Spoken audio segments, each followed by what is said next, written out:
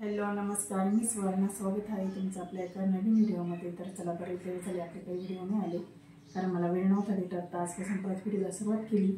तर आज मला बनवायचं आहे भोपळ्याचा पराठा. तर तो भोपळ्याचा पराठा कसा बनवते ते तुम्हाला दाखवते. त्यासाठी काय काय साहित्य घेतलेले ते पण दाखवते. इथे एक भोपळा घेतलेला आहे, मोठी वाटी बाजरीचं पीठ घेतलेलं आहे, छोटी वाटी गव्हाचं पीठ घेतलेलं आहे, हिरव्या मिरच्या, लसूण, जिरे आणि कोथिंबीर एवढं साहित्य मी घेतलेलं आहे. तर सर्वप्रथम आपल्याला हा भोपळा किसून घ्यायचा आहे आणि मी मिक्सरमध्ये दळून घ्यायचे. लसूण, हिरव्या मिरच्या मी जिरे मिक्सरमध्ये दळून घेते, भोपळा किसून घेते. मी तुम्हाला दाखवते.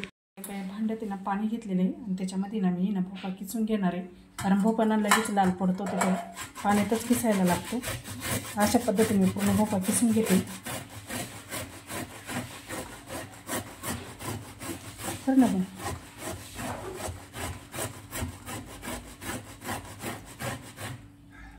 तर इथे ना छान असा भोपळा मी किसून घेतला आहे आणि लसूण मिरची ते पण दळून घेतलेले आहे.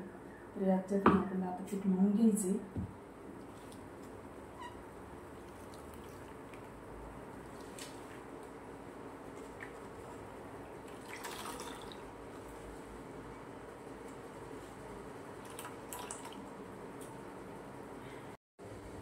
मी पूर्ण एक जीव करून घेतले. याच्यामध्ये गरजेनुसारच आपल्याला पाणी वापरायचं, कारण भोपळ्याला खूप पाणी सुटतं.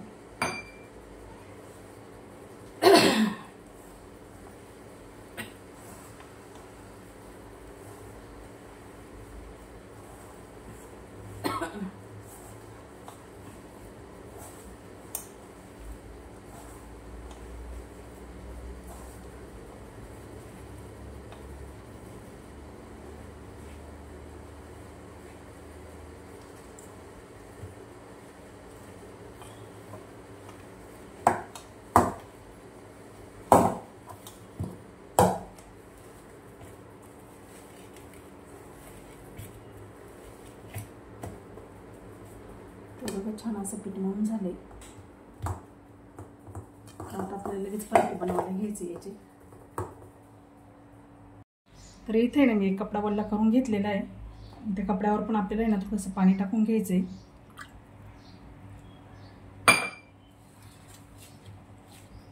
ते बघा अशा पद्धतीने आपल्या उंडा करून आणि पराठा ना टाकून घ्यायचा आहे.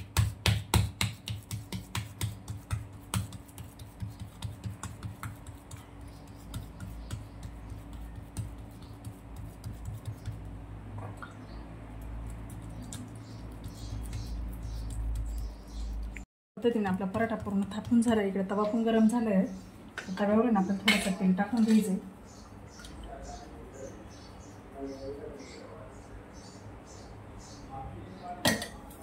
हा पराठा आहे ना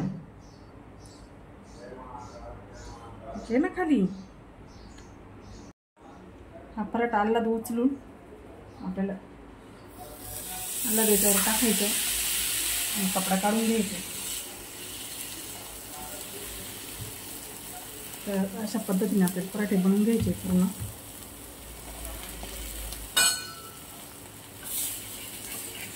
तर बनतो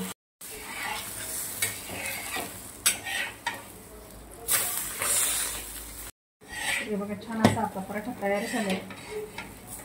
छान गरम गरम भोपळ्याचा पराठा आणि आता त्याच्यासोबत आहे ना पुदिन्याची चटणी आणि लोणचं. बघा भोपळ्याच्या पराठ्यात पुदिन्याची चटणी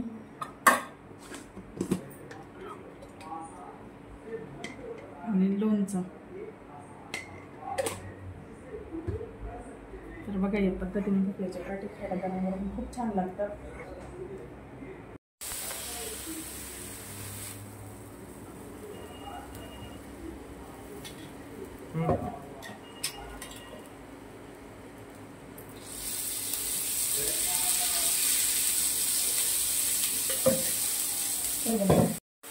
तर छान असे पराठे बनवून झाले. एक साईडला गरम गरम खाऊन पण झाले. आता राहिले मी माझ्यासाठी असा पराठा बनवला आहे. आता मी पण नाश्ता करून घेते मग भेटते. तर चला आता मी आले दुकानावर. सकाळी छान असा नाश्ता वगैरे झाला. भोपळ्याचे पराठे तुम्ही बघितलेच, त्याच्याबरोबर पुदिन्याची चटणी आणि आंब्याचं लोणचं. तर खूप छान लागले ते. तर आता आहे ना घरातली सर्व काही कामे आवरून घेतली. मी आता दुकानावर आले. आता मला शिवायचं आहे ब्लाऊज. तर या साडीतला ब्लाऊज शिवायचा आहे मला. तर याचा आहे ना मटका गळा घ्यायचा आहे.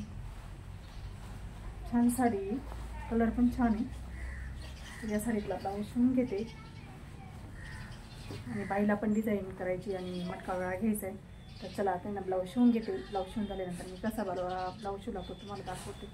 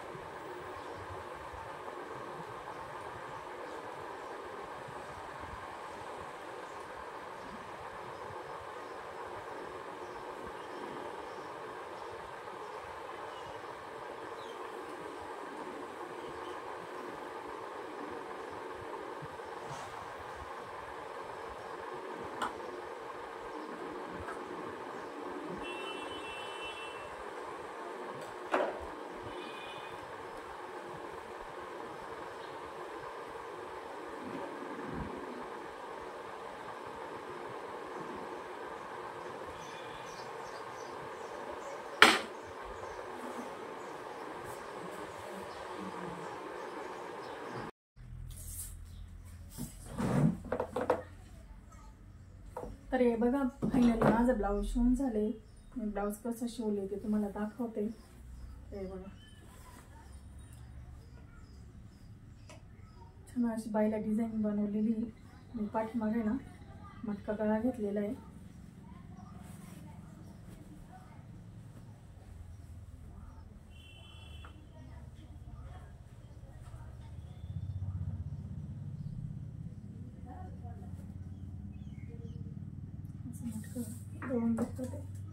मटका गळा घेतलेला आहे आणि बाईला ही डिझाईन केलेली.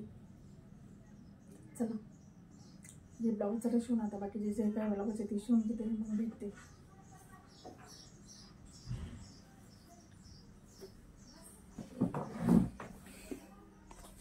अशा पद्धतीने मी मटका गळा घेतलेला आहे आणि ना बाईला अशी ही डिझाईन घेतलेली. तर असा पूर्ण ब्लाऊज शिवून झाला आहे. तर पूर्ण हा कंप्लीट झालेला आहे ब्लाऊज. आता आहे ना दुसरे ब्लाऊज शिवायला घेणार आहे. तर चला आता लग्न सराई चालू आहे ना त्याच्यामुळे ब्लाऊजची खूपच काही गर्दी. तर ब्लाऊज कंप्लीट केले आता दुसरे शिवून घेते. 4 वाजलेले भूक लागली. बत्ता घेतला खायला. त्याच्यात छान अशी कोथिंबीर, कैरी आणि कांदा.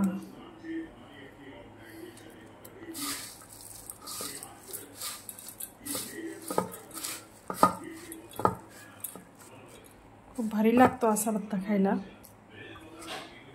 या तुम्ही पण खायला बत्ता माझ्यासोबत.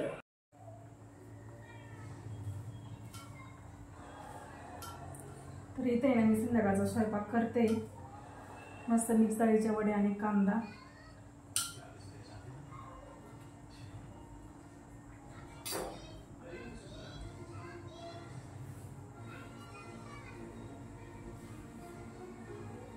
मस्त मिक्स डाळीच्या वडे आणि कांदा, चपात्या.